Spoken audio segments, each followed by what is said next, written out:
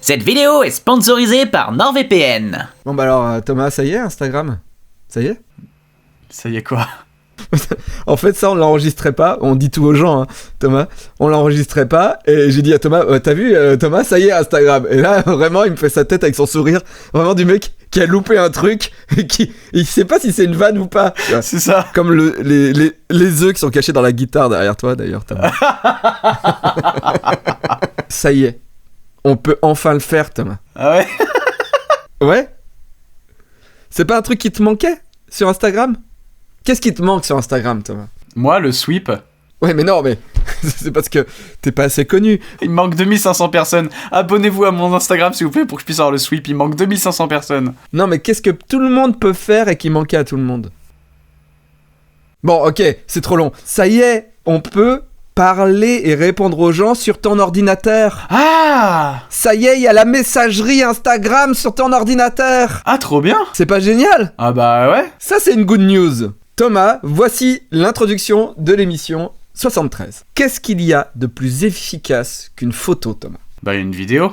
Oui, mais moi, ma réponse était 3 photos. 3 photos. Thomas, je vais t'envoyer 3 photos. Parfois, je m'emmerde à raconter des histoires. Je suis là, j'essaye de te mettre dans le contexte, je mets les gens dans le contexte, etc., etc. Quand j'ai reçu ces 3 photos, il y avait rien. L'objet, c'était une très belle histoire.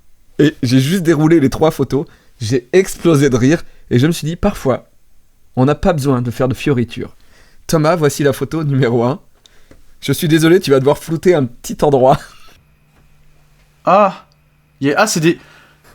On a des bollocks coincés entre les lattes de la chaise, là. Ça, c'est la photo numéro 1 des pompiers. Voici la photo de l'hôpital. Et voici la fin heureuse de l'histoire. Pourquoi ils l'ont pas fait sur place? Bah, je sais pas, je suppose qu'il y avait besoin de soins quand même pour voir s'il avait pas perdu une couille. Oui, mais tu découpes le merdier et tu l'embarques après. Non mais attends, le merdier, il est trop près du merdier. C'est-à-dire que si tu découpes avec quoi? Tu te démerdes à passer entre son cul et la latte. Sinon tu coupes, tu sais, un carré. Et le mec comme ça, il peut marcher, tu vois, comme ça, avec un petit carré. Asseyez-vous. Non, je vais rester debout. Aïe. Bon allez, générique.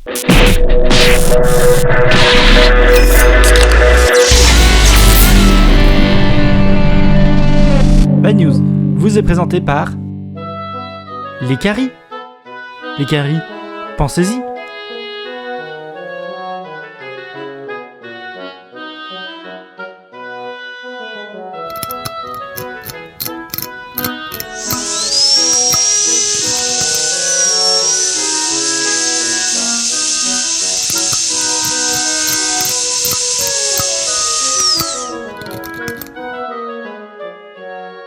Merci Ariel, le seul mec en France qui continue à faire des vines. Bonjour. Cette vanne elle est un peu loin, hein. Ouais. Je t'ai perdu Thomas. Bonjour mesdames, messieurs, transgenres, sans genre, mauvais genre, confinés, non confinés, coronavirusé, non coronavirusé.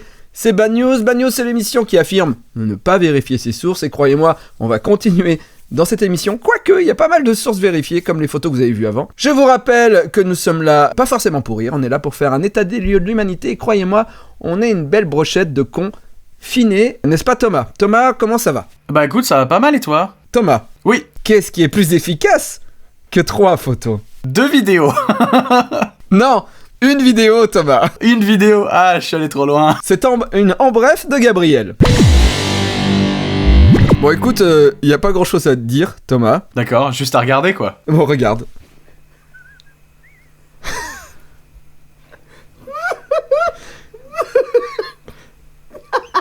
Ce chien, Thomas, a volé le dentier de son maître. Et il est en train de le tenir entre ses dents. C'est pour ça que son maître rit avec son téléphone. Parce qu'en fait, les dents se sont mis. Surtout que...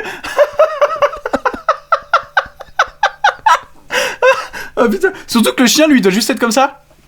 Mais oui. Sauf qu'avec la perspective, avec le truc, tu te dis, ce chien, c'est Freddie Mercury. Surtout qu'au début, comme il y a marqué Toothy Thomas, Je pensais que... Et en voyant les dents, je me suis dit, c'est mes dents. Et comme si quelqu'un avait fait un montage sur son chien. On passe encore à une en bref de Richard. Thomas, qu'est-ce qui est de plus efficace qu'une photo et que 3 photos? Bah, une vidéo toujours. Oui. On continue avec une vidéo. Ce poisson, c'est un poisson plutôt malin D'accord. qui a énormément de prédateurs. Ok. Donc il galère un petit peu dans la vie, donc il faut qu'il vive protégé. Et quoi de mieux pour se protéger que l'anus du concombre de mer? Ce poisson est le poisson qui vit dans le cul des concombres de mer. Alors, concombre de mer, j'imagine que c'est ce gros truc avec des picots là. C'est ça, exactement. Et en fait, le concombre de mer, tu sais pas trop où est l'entrée, où est la sortie. Ah ouais, en effet. Ah là, il rentre de... Ah oui. En fait, il y a un truc là, il est en train de sentir le tour là. Oui, parce qu'il sent, parce qu'en fait, c'est pour voir si c'est la bouche ou le cul. Ah oui, il voit pas la différence. Et en fait, il renifle. Ah oui, là, il va de l'autre côté. Et voilà, il se dit, ah non, ça c'est la bouche. Et là, il rentre dans le cucu. Attends. Et il vit dedans.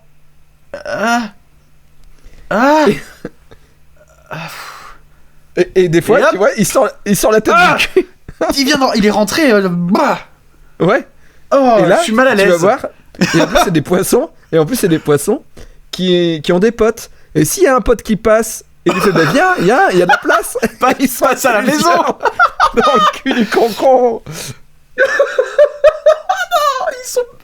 Ah, la double PD, je suis hyper mal à l'aise bizarrement. Ah, puis il y a la tête qui dépasse, il est vraiment en mode, il est à sa fenêtre quoi. Bah vas-y, mais viens. Ah, je vais faire des voix. J'ai envie de faire des voix sur cette vidéo. Bah vas-y, éclate-toi. Voici Le poisson et le concombre de mer par Thomas Combray, CM2. Ah putain, je suis éclaté. Ma femme, elle va me défoncer. Ah Mélanie, je peux dormir chez toi. Je suis éclaté. Gérard, tu crois que je te vois pas? Tu rentres à la maison? C'est bon, ça va, pardon. Je me suis juste trompé de porte. Je suis là. Ah, mais tu pues l'alcool! T'es complètement bourré, Gérard! Pardon, j'ai pas fait exprès. GG, t'es là? Ah frère, je peux pas, désolé. Pas ce soir. Ah putain, t'es sérieux là? T'es vraiment un canard, GG. Je trouve pas un canard, wesh. Vas-y, viens, on s'en bat les couilles. Ouais, ça c'est mon GG. Non mais t'es sérieux, Gérard? Et bonjour Karine. Oui, bonjour Gustave, mais là c'est pas le moment. Ouais Karine, on boit un petit coup. Ah, mais qui a enfanté des golios pareils? Oh, pardon, chérie. On passe à En bref de l'Aisne. Je reçois vraiment beaucoup de choses. Bad news, on va pas se mentir, depuis qu'on a passé les 150K, il y a beaucoup de gens qui nous suivent. Du coup, on s'ouvre à plein de types de personnes. Et je reçois des bad news, mais je reçois de plus en plus de choses un peu étranges que je ne montrerai jamais dans Bad News. Des poèmes chelous, je t'en ai fait lire un, Thomas. Ah là là, quel enfer ce truc. Des histoires où je me demande si la personne, juste, ça ne l'excite pas de me raconter son histoire, en se doutant bien que jamais je pourrais en parler. Ou des vidéos plutôt sympas, comme tu te reconnaîtras, toi, jeune fille, qui m'a envoyé cette vidéo. N'est-ce pas, Thomas? Est-ce qu'on peut pas dire ce qu'elle fait? En vrai. Ouais, si, on peut le dire. Après, il y avait un rectangle noir qui cachait tout, hein. Oui. C'est une jeune fille qui a la capacité de frouter. Sur commande. Donc, c'est-à-dire de faire des proutes avec sa foufoune. Donc, elle froute sur commande. Et donc, elle m'a envoyé une vidéo pour me prouver qu'elle pouvait frouter sur commande. Alors, j'ai adoré, j'ai explosé de rire. Mais je ne pourrais pas le mettre dans Bad News. Comprenez? Est-ce qu'on mettrait pas un extrait du son, là? On peut mettre le son. C'est du naturel, Thomas. C'est du vrai naturel.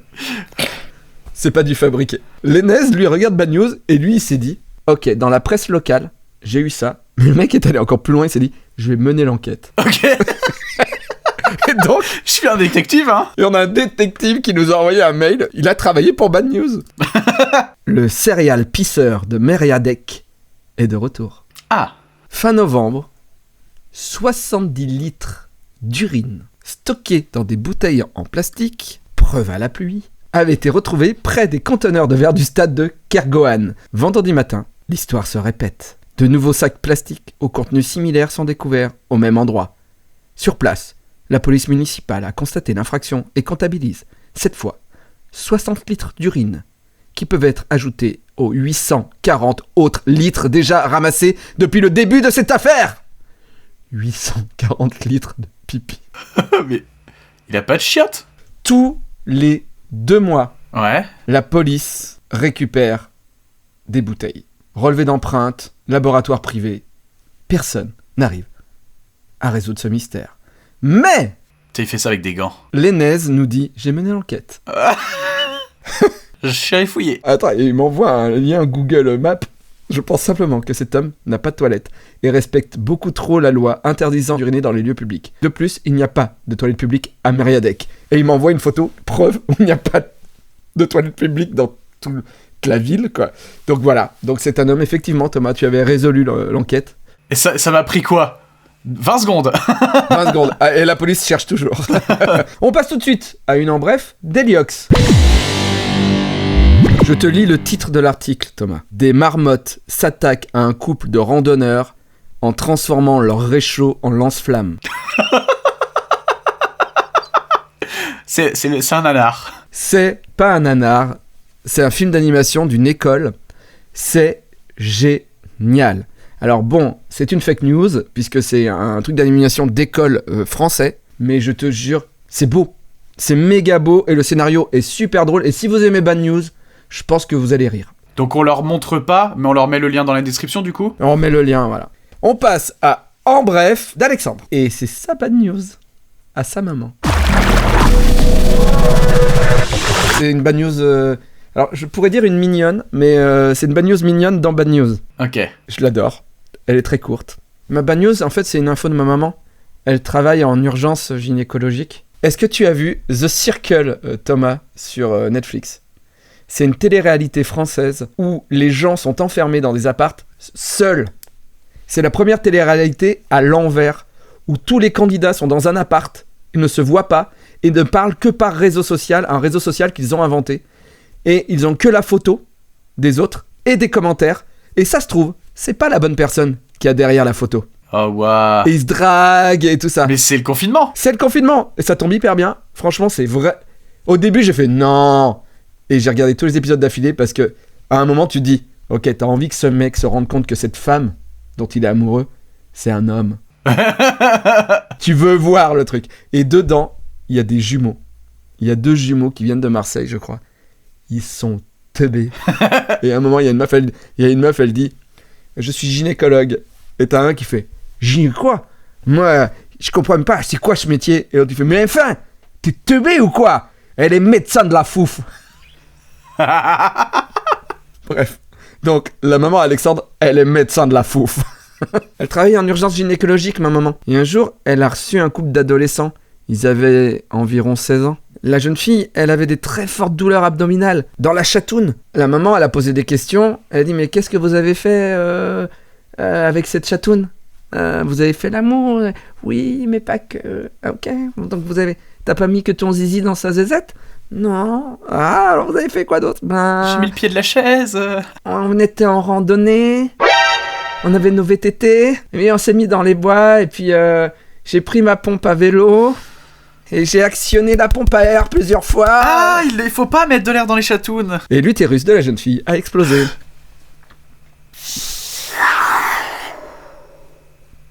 Bah c'est comme les pneus, hein. Faut pas y aller trop, hein. À un moment, y a plus de capacité. Mais elle a dû hurler. Exploser un utérus, ça doit pas faire PAH. Tu vois, c'est pas comme une mine antipersonnelle de la chatte, hein. Non mais j'imagine... Oh là là. Mais ils sont teubés. Ils ont 16 ans, et ils sont peut-être pas malins, on sait pas, mais en tout cas, c'est une très belle histoire. Merci beaucoup, Alexandre. Je l'ai beaucoup aimé, et ça me rappelle que Ariel a quand même coupé le bout de son zizi aussi avec une pompe à air. Mais c'était quand même le mec qui a pas compris qu'il avait pas de chatte, et il essayait quand même de rentrer son zizi dans une pompe à vélo. Oh, mais pourquoi tu pleures? Parce que j'aime la liberté. Et quand je voyage à l'étranger, dans certains pays, je peux pas voir Canal+, ni la TNT, et ça bouffe mon atmosphère. Et c'est tout? Non! J'aimerais aussi pouvoir voir des émissions étrangères restreintes localement. Et je veux pas que les gens voient ce que je télécharge souvent. Je télécharge de la fesse, sans délicatesse. Oh, si c'est que ça, je peux t'aider. Ah bon? Tu peux aussi me protéger des hackers lorsque je participe à des tournois de Fortnite? Ah oui? Vous jouez à Fortnite, Madame Raymonde? Bien sûr. Ah, je t'aime, NordVPN. T'es plutôt bon mec, et je veux me marier avec toi. Je veux m'appeler Raymond VPN. Et nous aurons des enfants. Ah ouais, on aura des enfants. On les appellera Sud VPN, Est VPN, Ouest VPN et Denis VPN. Pour les autres prénoms, je comprends, mais pourquoi Denis? Bah, parce que j'adore Koh-Lanta. Marions-nous avec le code Davy. Ça nous fera un mariage qui durera 3 ans plus 1 mois gratuit avant le divorce. Tu perds pas le Nord, NordVPN. Embrasse-moi et fais de moi une vraie femme.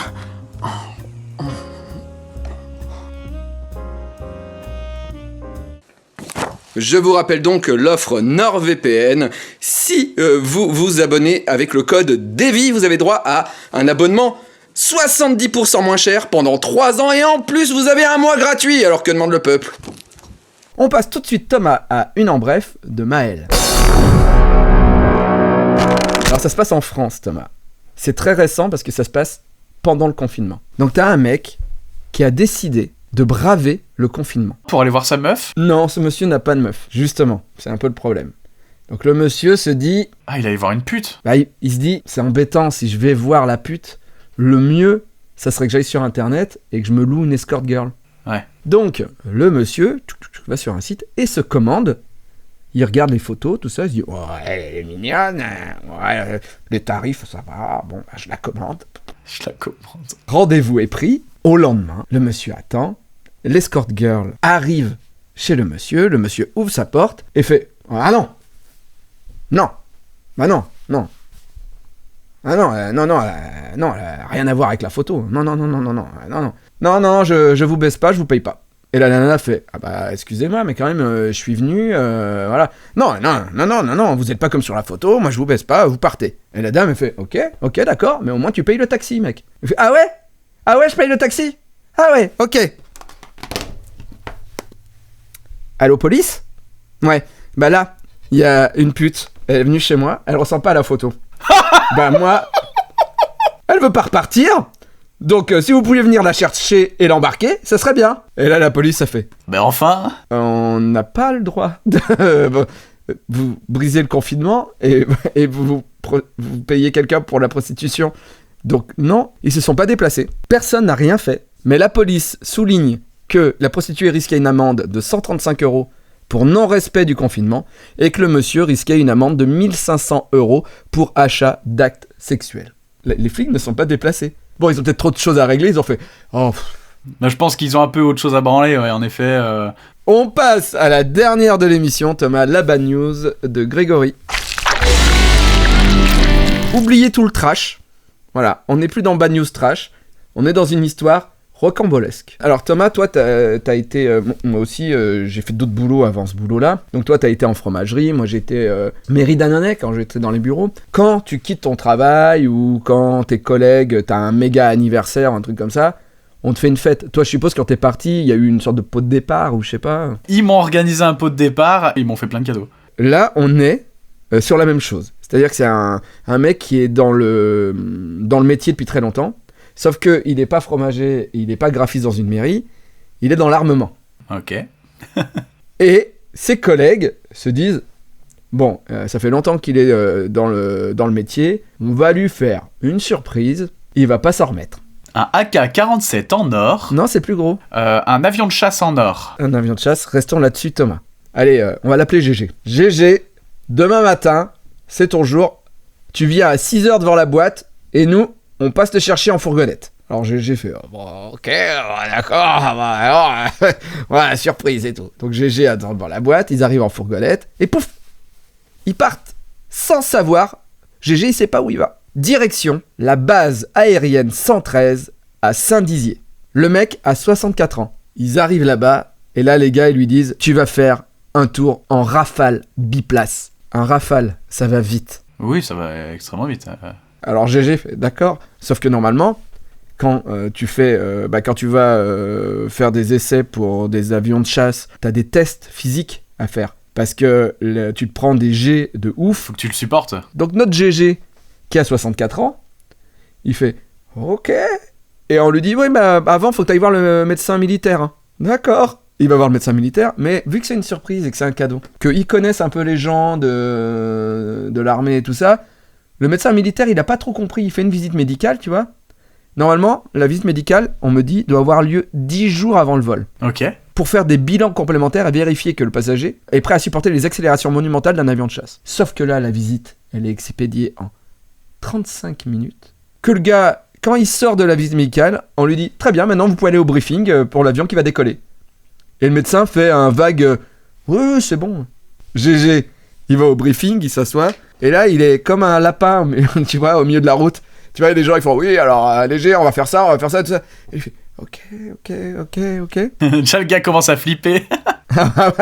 Le médecin, il accepte parce qu'il croit que le gars va participer à un vol rien que pour lui. Donc, ils vont pas faire des accélérations de ouf malade. Sauf que pas du tout. En fait, ils greffent le mec à un vol d'entraînement. De combat. Le gars est dans le hangar. Le briefing a déjà commencé. Il n'a pas le temps de savoir ce qu'ils vont faire. Le gars du briefing ne sait pas que le gars, c'est une surprise, etc. Donc, il n'y a que des quiproquos qui font que GG, à 64 balais, se retrouve installé à l'arrière dans le Rafale. Il ne sait pas serrer son harnais, ni boucler correctement son casque, ni fermer sa visière. Il ne sait pas qu'il va prendre 3,5G et 4G au décollage. Le mec, il est comme ça, il fait tant bien que mal son truc, tout ça. Là, l'avion décolle. T'as GG qui est complètement balancé dans son fauteuil derrière, qui fait... Il voit un voile gris qui passe devant ses yeux, avec rétrécissement du champ de vision périphérique associé à une vision floue et un assombrissement de la vision. Donc le mec doit faire... Puis après, l'avion est en décélération, et le mec, il est dans son harnais et tout ça, il est mal serré, donc d'un seul coup ça fait genre... Boum, comme ça, et le mec prend peur. GG, il est paniqué. Et GG, il croit qu'il va tomber et tout ça, et il s'accroche à tout ce qu'il peut dans l'avion.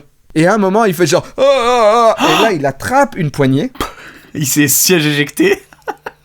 Qui déclenche le dispositif pyrotechnique permettant au siège de s'éjecter en quelques millisecondes. Et... le monsieur est au-dessus de Saint-Dizier, en parachute, dans son fauteuil, en train de faire... Et ce qui est bizarre, c'est que normalement, quand tu utilises cette manette, les 2 personnes de l'avion sont éjectées. Le pilote aussi. Ah bon ? Ouais. Et l'avion va se crasher plus loin.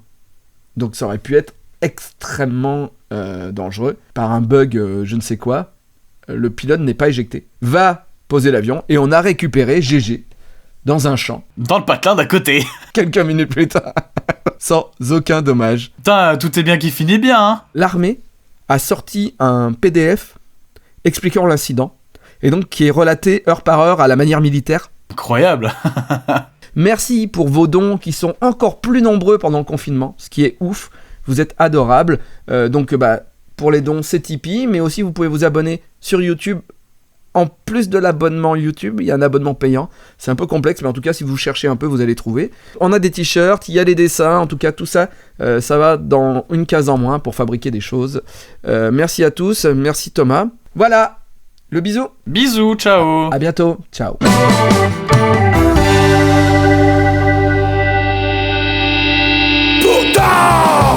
Que la montagne est belle. Comment peut-on imaginer